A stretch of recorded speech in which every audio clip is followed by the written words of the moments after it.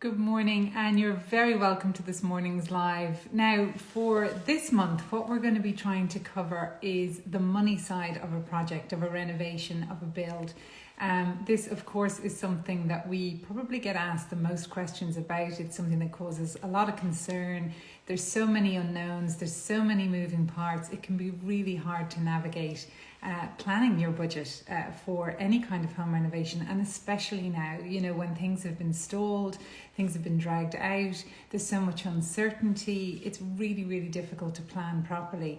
So I'm absolutely thrilled that the fabulous Patricia Power has agreed to come back and join me again to chat about everything budget. She's just amazing, a wealth of information, so much practical, easy to understand and easy to follow advice. So I really hope that you get lots and lots of useful tips and information this morning from our chat. Now, I just want to say as well that we've also created a free tool. It's a really simple to use tool that you can download from our website. I'll pop the link. Well, the link is there in the bio. You can have a little look at it. I'll share it on stories as well. But it's just a really easy way for you to get your head around what kind of money you need to allocate to each of the different parts of your project. So there's construction, but on top of that, you're going to need, professional fees if you're working with architects, interior designers, QS.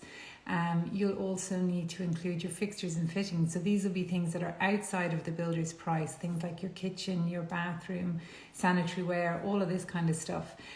So this tool will just give you a snapshot and help you to plan properly, because it's easy to go in thinking I have X amount, but not to understand that there's all these other things that you're going to need to spend money on as well. So I see Patricia is waiting there. I'll just invite her to join.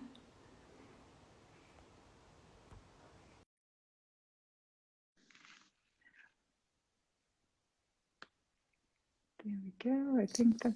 Yes. Hi, Patricia. Good morning. Morning, Denise. Hello. How are you this morning? I'm very good. How are you doing? Good.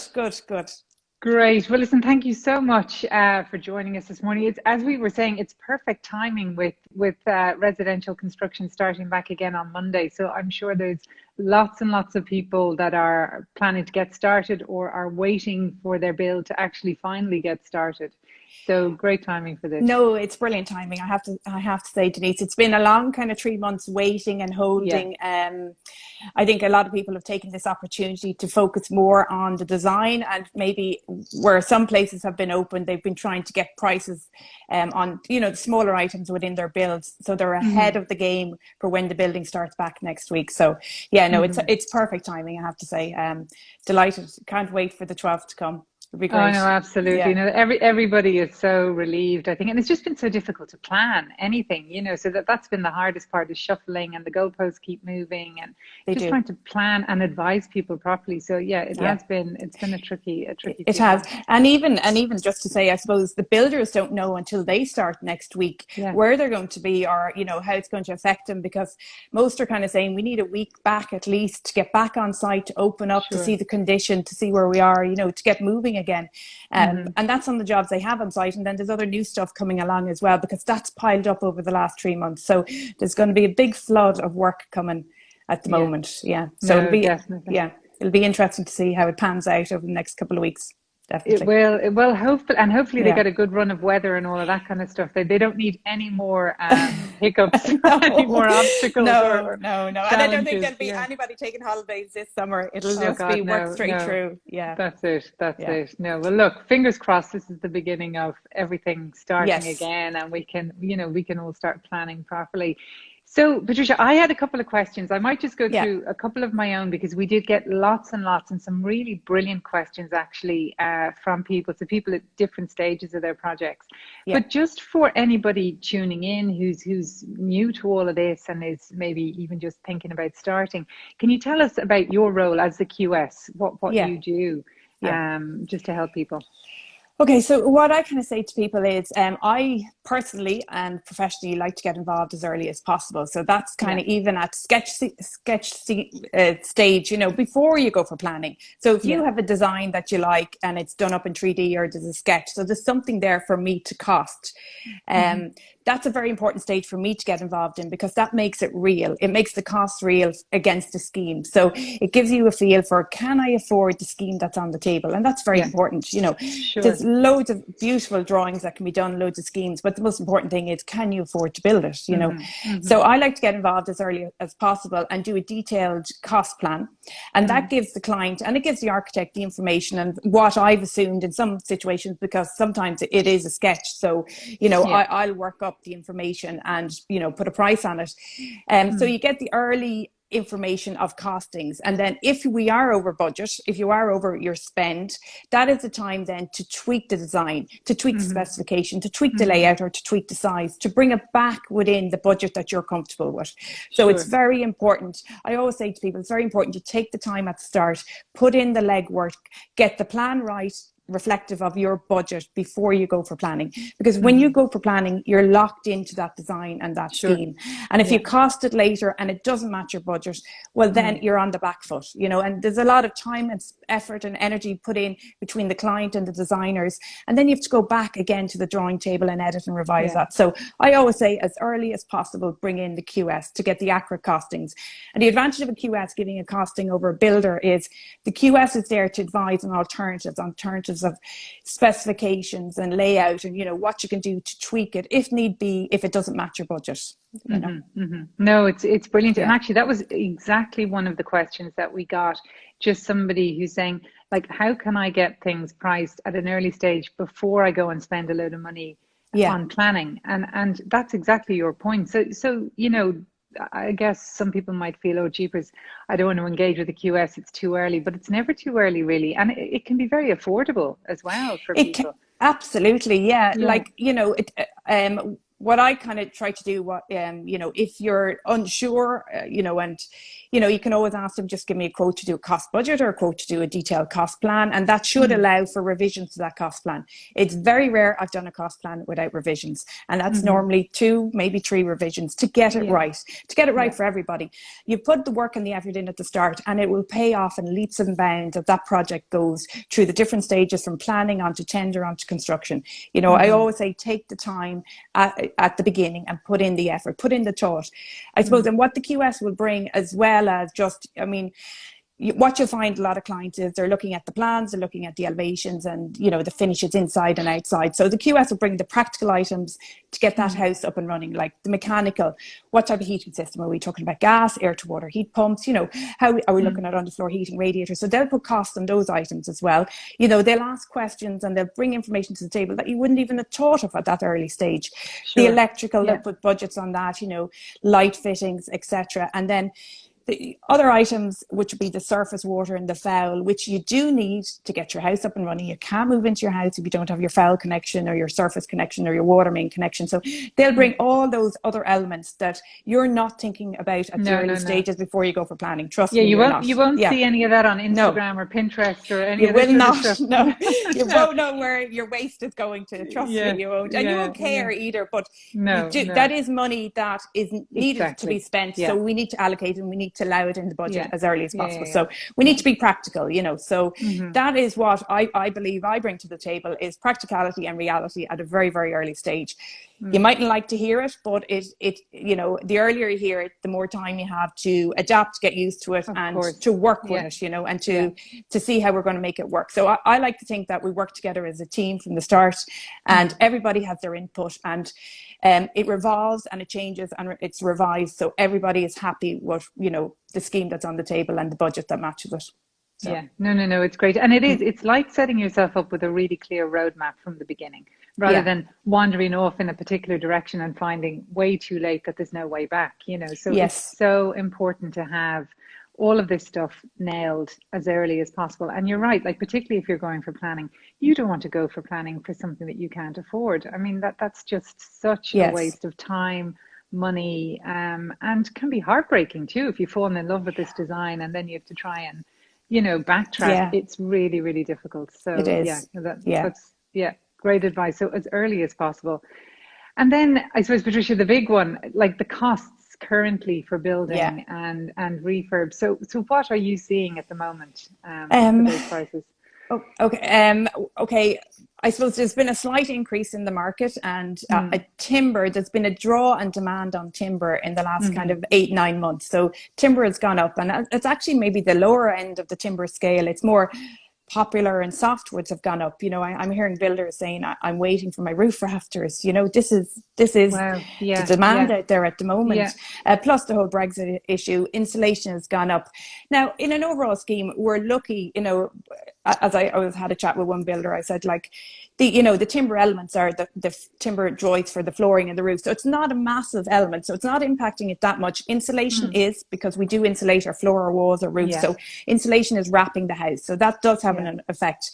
And there's nothing we can really do on that. You have to insulate, to be honest. It's a need and a must, and it will pay you back leaps and bounds on the living cost and the comfort of your home. So I'm seeing slight increases there.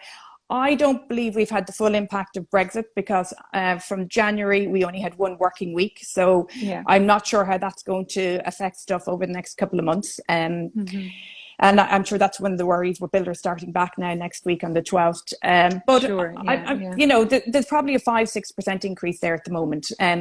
Like with last year's lockdown and COVID, a lot of people were saying, okay, it's going to be a crash. We're going to see, a fall in the construction industry. We haven't seen anything like that. If anything, the demand has gone up. The demand for work and the demand for builders has increased. So I'm not seeing a crash, and I'm not seeing any kind of reduction in prices over the next, probably safely next 12 months. There will not be a reduction in prices. If anything, things are going creeping up. Yeah, no, I would agree with you. And it's what we're seeing as well. I mean, everybody's been stuck at home. People have placed much greater importance on their homes and getting them to work properly. So there's definitely more demand there for work to be done. And the other thing as well, like, all the builders are now starting back on exactly the same day. So it's not like normally you'd have a phased, where everybody's working at different times. So it will be interesting to see what happens, because everybody's going to be looking for everything all at the same time. So it will be interesting, and the different trades, and it is so difficult to get people at the moment. It is absolutely. So they're all going to be screaming for similar trades at the same time. So things are going to have to kind of pan out, and it's going to take 3 to 4 weeks for the initial stages to settle somewhat. Sure. And there has to be time lost program wise for contracts that are going back to site. Definitely, there has to be. No, without a doubt. And I suppose it's just trying to adapt and roll with it. Like, there's nothing anybody can do about that. There's no preparation you can do, really. We just need to get back and see what the impact is and see how we deal with it. But I suppose, Denise, to answer your question, and I'm constantly asked it, Patricia, I'm looking at building a house, how much? And really it is, how long is a piece of string? Because every house is different. It's a different layout. One could be greenfield site, one could be a brownfield site. Everybody has different standards and different specifications, and that's across the board from what the clients require and what kind of architects design up. So, I suppose I have a new build, and it's quite modern, contemporary bungalow. It's a 3-bed bungalow. It's very conservative. It's actually an elderly couple who are downsizing. They've sold, or in the process of selling, their existing home. So this is their forever home. It's very much suitable to them. It's all ground floor living, but it's warm, it's comfortable. They're putting in a heat pump, they're putting in PVA panels, so they're reducing the overall running cost of it, so they're going to be warm and comfortable. So they're very much building it for them. And just to give you a feel, that's coming in around kind of 2,750 a square meter, including that, and that's a new build. Okay. I don't think you'd be too much under that, because the new building regs, because of the air tightness, the insulation, the renewables that you have to put in at the building stage has driven up that cost. So I think the €2,000 a square meter is gone for new builds. It's very hard to do that. Now, at the same time, the 2,750 allows for a certain amount of site works, as in when I say, a driveway, a gate, so kind of finishing off around the house. So there is that within that. Now, I've seen prices go up to probably 5,500 a square meter for new builds as well. And that's a different, more, I suppose, architecturally designed, statement house, bespoke. So it does vary. So there is a range. So it just depends what level you're at. And everybody is different. So there's no rule of thumb, but any QS that sees the plans will have a good feel what level you're at, you know. And part of that is getting, I always like to get to know my clients and get a feel for what they want, you know. Are they a kitchen of 15 grand, or are they a 25 grand kitchen, or are they 60 grand kitchen? Because there is different tiers, you know, everybody has different levels. So it's always good to know what marker you're at. And then that kind of runs throughout the house, from sanitary ware to tiling to floor finishes, you know, to the internal finishes, to the external finishes. So, you know, it's always a good feel to see what kind of levels the clients are at and what the house is at. So sure. And that figure, Patricia, is that turnkey, or what does that exclude? Generally, Denise, I know you were saying earlier you would have a separate budget for fittings, furniture and fittings. I would always include them in my building cost, because I like to get the builder involved in the kitchen units, in the utility units, in the sanitary ware, in the wall and floor finishes. So it would be turnkey, it would be finished. There'd be a certain amount of items excluded out of that. So it would be anything relative that the builder needs to be involved in or to link in with, because you'll find when you're fitting out a kitchen, they need to know where the sockets or switches are going for the fridges, the cooker, the hob, where's the sink going, where's the waste going, where's the supply. So they do need to be involved in those elements. So I would always include them in my building cost, because you can't move into a house without it. So I like my figures to be real, and I like to kind of minimize surprises for the client. So items included, I'll just go through that list so everybody's clear, would be kitchen units, utility units, sanitary ware, wall and floor tiling in bathrooms, en suites, floor finishes throughout the house, skirting, stairs, house completely decorated in a paint finish. You know, anything above kind of wallpaper, that's kind of would be extra over. And that, I see that's coming back in now. It's getting very much more popular at the moment. Yes, you know, any like other items like wall paneling, you know, that kind of stuff would be, you'd need to just, it's extra. A little bit extra, exactly. It's a bit more specific. So I like to think that those are in, but I suppose what the client would need then to allow for would be, I rarely include white goods, which would be your appliance, would be your dishwasher, your hob, your oven, because they can vary and they're very specific to a client. We would wire for CCTV, wire for alarm, but the second fix of those would be by the client. So any curtains, blinds, loose furniture, there'd be a certain amount of fitted furniture in there, possibly a cloaks or a bench over and above your utility and kitchen. But generally, I try to exclude wardrobes. I kind of think they're a fit out later by the client. I just think they can have an impact on the overall construction budget and can affect it and steer it. So to me, they're kind of items that if they're not, I don't put them in the budget because it can be done at any stage. You don't need the builder to put in your wardrobes. You know, you'll go to a joiner. So I exclude those. So other than that, it's basically the overall building cost. Sometimes I'll have an element in there. I'll always have my external works, but an element for a driveway or a patio, or if you need gates or piers widened, it just depends. So it depends. So it pretty much is nearly, you know, turnkey, bar moving yourself in, your appliances and your loose furniture. Yeah. Okay. No, that's really helpful. Fantastic. And then I suppose, so then the other one, and this is the tricky one, is the renovation costs. So, you know, so, and just to say, because there's somebody there asking renovation and extension, but that new build figure would relate apply to extensions as well. Yeah. Okay. Yeah. So for renovation then, this is the really tricky one, because it totally depends on the condition of the house. Like we had a great question, just somebody who's in a new build, so obviously a new build home, but now they're looking to extend and convert the attic.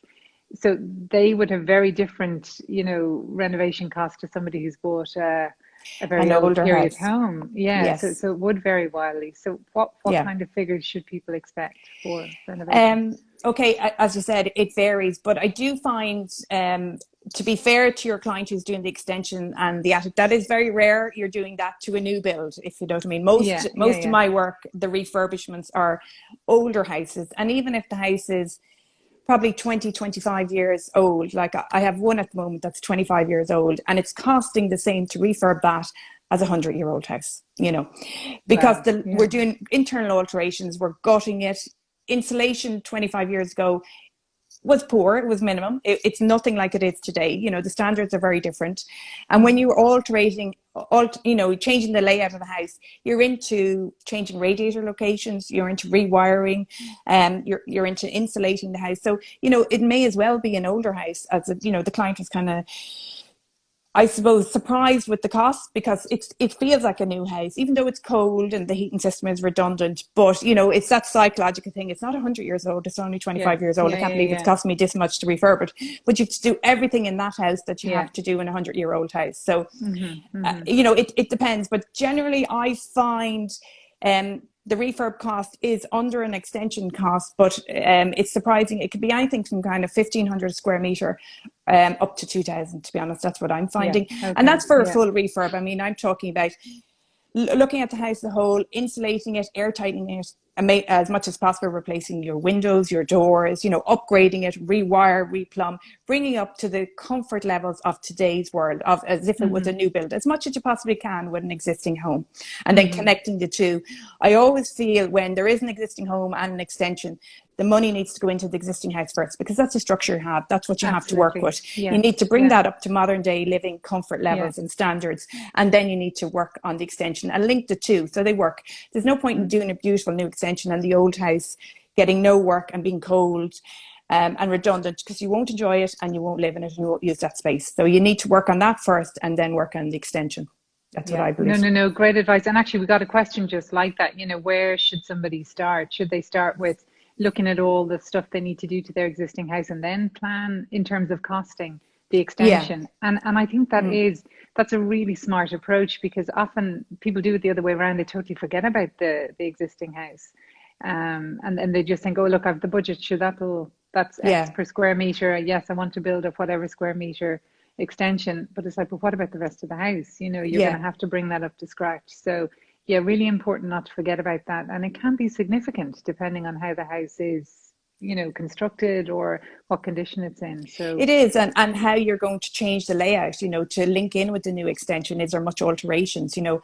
So if you're taking down walls and changing room layouts and you're, you know, closing window openings and breaking out new openings, that is a lot of work. And that's what people forget about. You know, on a plan, it looks very simple when somebody moves a window from one location to the other, or takes down a chimney and, you know, changes the wall configuration. But that all costs money, because you have to take down, it's the demolition cost can be very surprising actually, and the disposal, you know, and you have to counter that. People have to take that into account.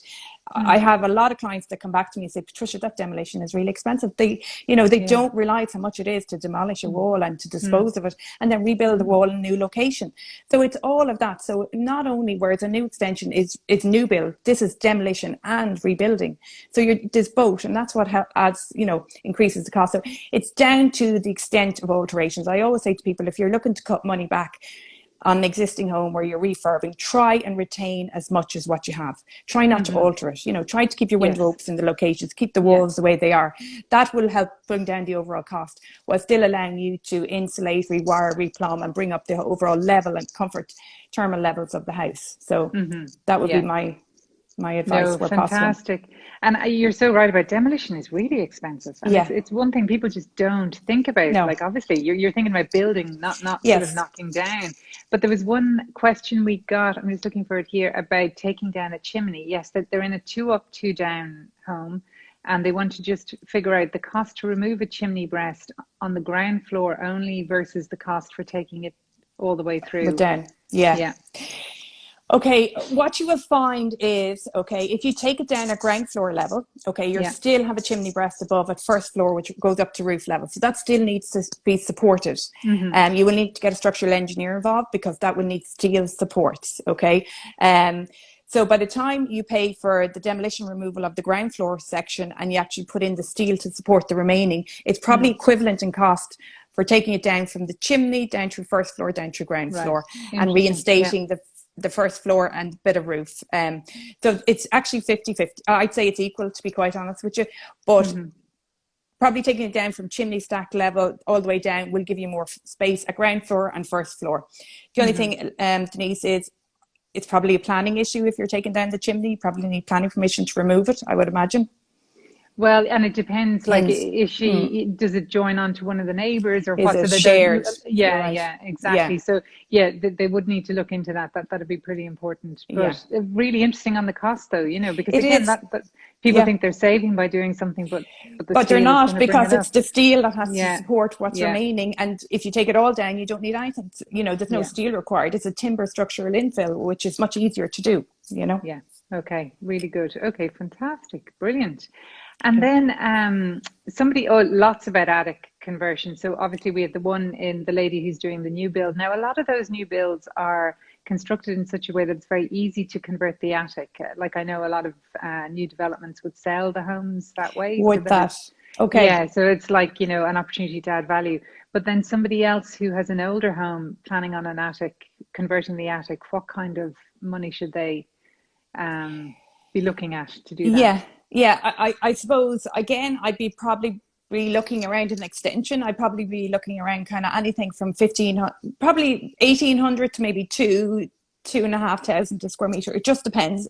Okay. More than likely, there's ceiling joists in there at attic level, which won't be sufficient for the floor. So they need to either stay, and new floor joists need to go in. And there's probably structure and frame required, and it depends on the head height. It depends. It really does. And do you need to build dormers in order to Yes, get of away with course. the head height? So Yeah, it yeah, really yeah, is. yeah, It does vary. So you do need yeah. to get a design. But I'd probably be safe. I'd be budgeting kind of 2,000 a square meter, and then you're bringing up services. Are you putting an ensuite up there? It just depends what you're doing with the area. Mm-hmm. So. Sure. Okay. Yeah, yeah, yeah. And obviously then if Mm, it is constructed in such a way it's easy to convert, then that'll be significantly cheaper than going yeah. at an older house where, yeah, there's lots of structural work that's going to need to be done to make it work. Exactly, yeah, and I suppose Yeah. you're moving into the roof then, and what condition the roof is in, the roof timbers, and is there felt and battens on it at the moment, or does it have that second layer? That's what I find with the older houses. They're generally slates on parging, so there's no felt. And Mm. if there isn't any, this is the time to upgrade it, so you have that Yeah. second layer of protection with the felt under your slates or your tiles. So Yeah. Yeah. it is Yeah. it is very, very, very, it can vary so much. I always say every house is different. Every house is a different issue. I've seen loads of them in my 20 odd years of experience. So you can you can nearly preempt some of them at this stage, but there's always the one or two small things that, surprise you. Definitely. Yeah. Oh no, Yeah. 100%. And you're right. Every home is totally different, and it can be like, what you're saying about insulating and stuff like that. Like if you are attacking a particular area of the house and there are fundamental things wrong, you Yeah. have to address them. Like don't just skip over that to get, to allocate the budget to whatever it is you had in mind. So yeah, it can be a bit of a minefield actually when you start, particularly with older houses, start Particularly with taking them older houses, apart. yeah, Yeah. absolutely. And I always find, when people buy a house and then they want to refurb it or do an extension, the first thing I'll always ask, did you get a survey report done on the house? Yeah. Because that's brilliant. That is vital information to the QS or the architect at the very early stages to read through that and see what the condition of the existing home. And they'll always comment on walls and roofs if they Yes. can get up into the roof space to determine what it Yeah. is. And that gives us a good, very, very good feel for the condition of the house and what's required to upgrade it. So that's a very vital document. Some people kind of go, oh, I have to do this, for the Mm. solicitors. But actually, that will stand to you long term if you are doing works to the house. It's vital information, knowing what the condition is and knowing what the works are required. So it's a brilliant Okay. document. Great. Yeah, no, fantastic. And actually, a good few questions, just Patricia, on the cost of taking out chimney breasts and Yeah. things like that. Like, can you give a guide rate per, I don't Well, know, how would you even go about that? generally, It depends. I like to put it in as a lump sum item. I'll be honest. Okay. I Yeah. would always describe it in my bill of quantities as, starting at the chimney, working your way down. And it could be over one floor, two floors, three floors, it depends. But and then infilling the roof or infilling the floor. So to be honest, as a guide, and this is just, don't hold me to it, but I would see it range from probably 2.5 to 3.5 grand. And that's taking down the Okay. full chimney, down from chimney, first floor down to ground floor, breast, everything, and infilling afterwards. So just to give you Okay. a feel for, it's a couple of grand, but it does open up a house if need be, Sure. and Well, if space is tight, like, right, yeah, yeah, it can be absolutely, yeah, game changing for people. So, yeah, no, that's wonderful. Absolutely brilliant. And then we got an interesting question. So, somebody who had been planning their project before COVID had estimates done of the build, and now they've had 5 tenders come back. all of which are over budget. The lowest one is 100,000 over budget, up to the highest one being 200,000 over budget. Okay. What should they do? Okay. It seems like significant. So that It does. it's really difficult. Yeah. Well, obviously something has changed from, I presume they got a QS to do the initial budget. So I would revert back to the QS who did it, and hopefully they did. And hopefully they engage that QS to do a detailed bill of quantities. There has been a change from the original budget to the tender that went out, and things change, things move. Clients add in stuff, architects add in stuff, and people don't realize the cost or the effect it has or the knock-on effect it has on other items, So there's always a reason. There is always a reason for that change. Now, for me to control that, I always say to people is, at tender stage, a bill of quantities is like a Bible. It details out in written information the work that the builder needs to do, taking that information from the architect, the engineer's drawings, and mechanical and services drawings, and it details it out in black and white so each builder knows exactly what I have to price. Like, what you're forgetting here is these builders are seeing these drawings on the table. They don't have the background information to the house or the dwelling or the extension. They don't have the background information to how we got to a budget of, say, 500 grand. So they don't know that. So they're going pricing it afresh, looking at drawings. But if they have a bill of quantities that details out exactly clearly what the drawings are showing them, and it quantifies everything, so it's all clear in black and white, so everybody has a fair chance in pricing it correctly.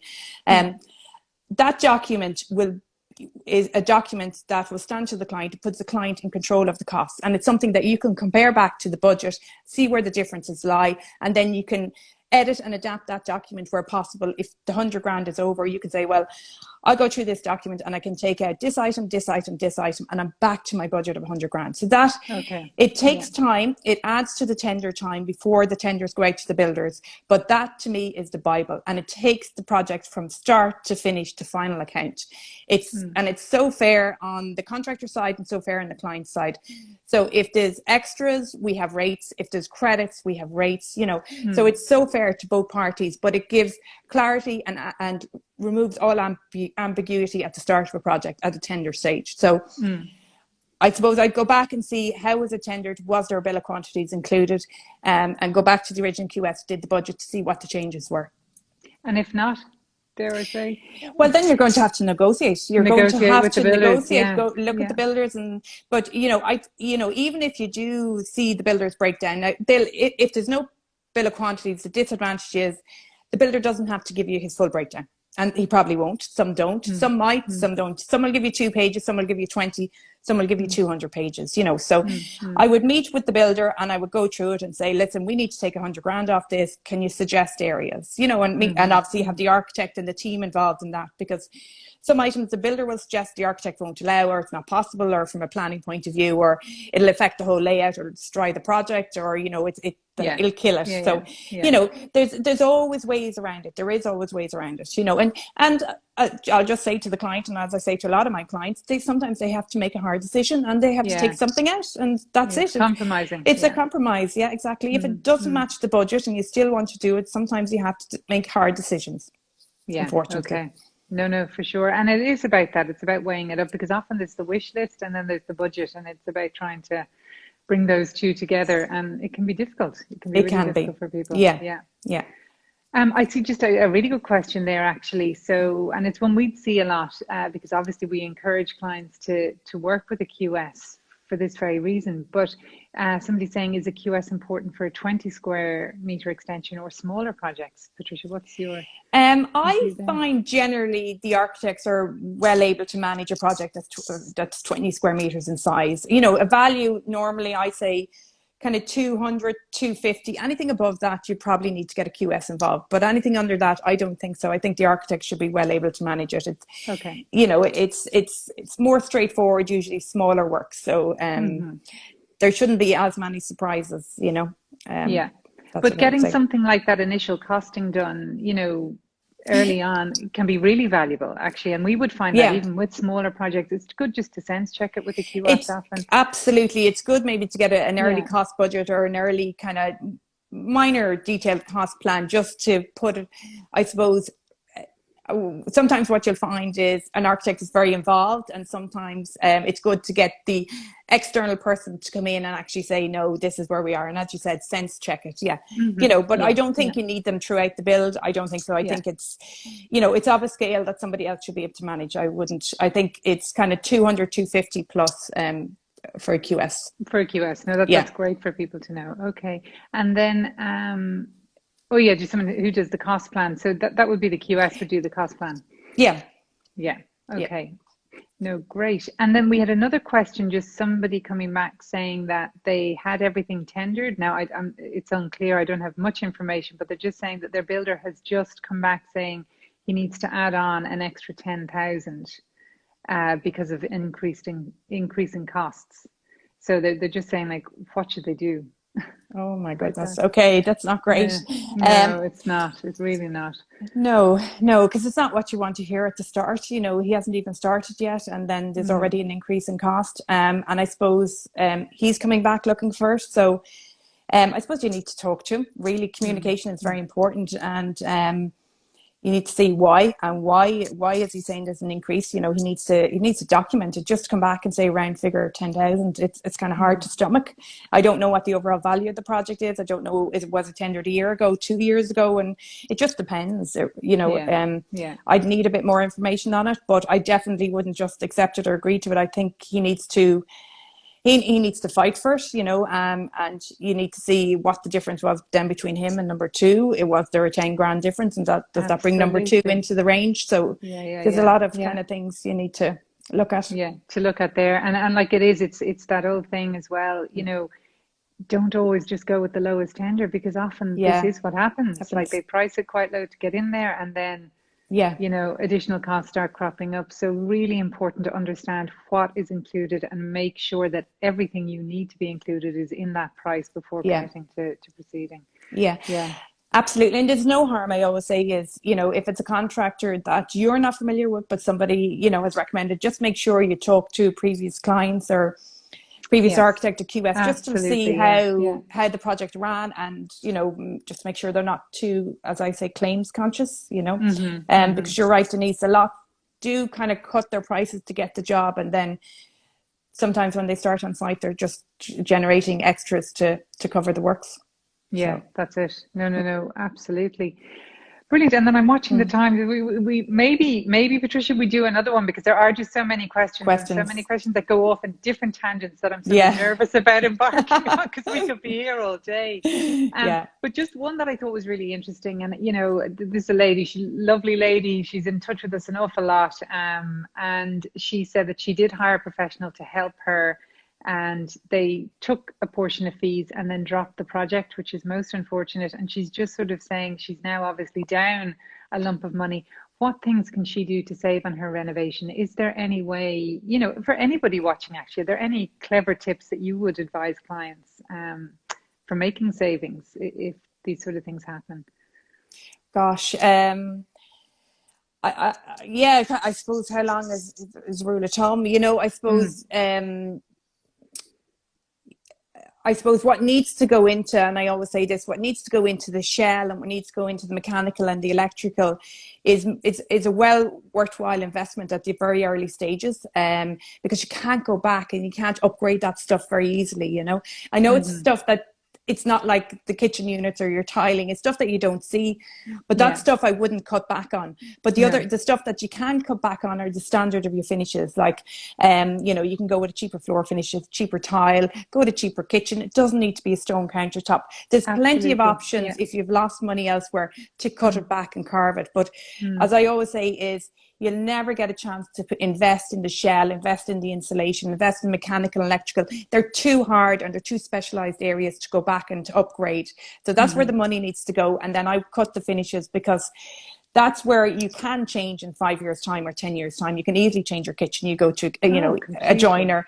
You can go and pick new tiles and get a tiler to do it. So I would cut those areas. Or even, if money is that tight, maybe don't finish a room or two for a couple of months or for a year or so till you have a bit more money, till you have it saved again.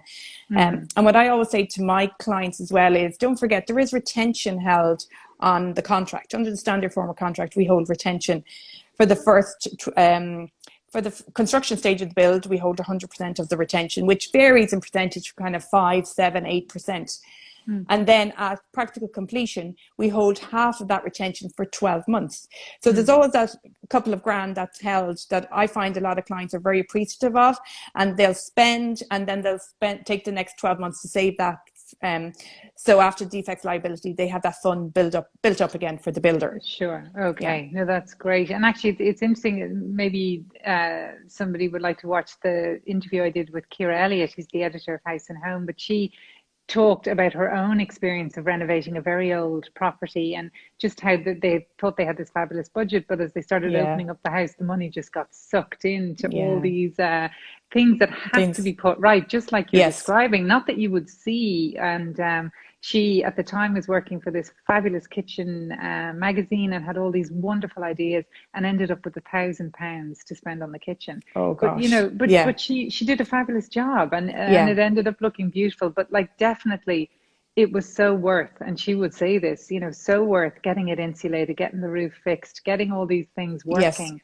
And cutting back on the kitchen, so she can update that at any time. So definitely, absolutely, Like, I have a house at the moment on site, and it's over 100 years old. And again, we have ended up replacing the roof. We took down ceilings, and then the ceiling joists were bowing, so we've had to prop them and strengthen them up. And these are all unknowns until you start taking down stuff and discovering stuff. But again, in that situation, the client is willing to put back in the original kitchen was there and just redecorate it and add to it and put in an island. Her priority is, I want to get my existing house right. It's new gutters, down pipes. So we're taking the water away from the house, which was quite damp. We're tanking it. So we're doing everything possible to make the house and the structure right. So she'll never have to go back and look at that, upgrade that again. It's done once, it's done right. But she has no problem saying, I'll live with that kitchen for another 10, 15 years, and then I'll put the money into the kitchen. But right now it needs to go into the house. So it's getting that mindset right, and prioritizing and spending wisely. No, definitely. Wonderful. Well, Patricia, thank you so much. I see loads and loads of questions. My apologies. But maybe we will do another one in a few weeks' time, if that's okay. We can chat about that. But thank you so much for your time and advice. It's fantastic. And so many people with so many questions. So look, we'll do our best to answer any more. You can reach out to either of us. But thank you so much, Patricia. Not at all. Enjoy You're very the rest welcome. Of your weekend. I will. Thank you. All Take right. care. Take care. Bye everybody. Bye.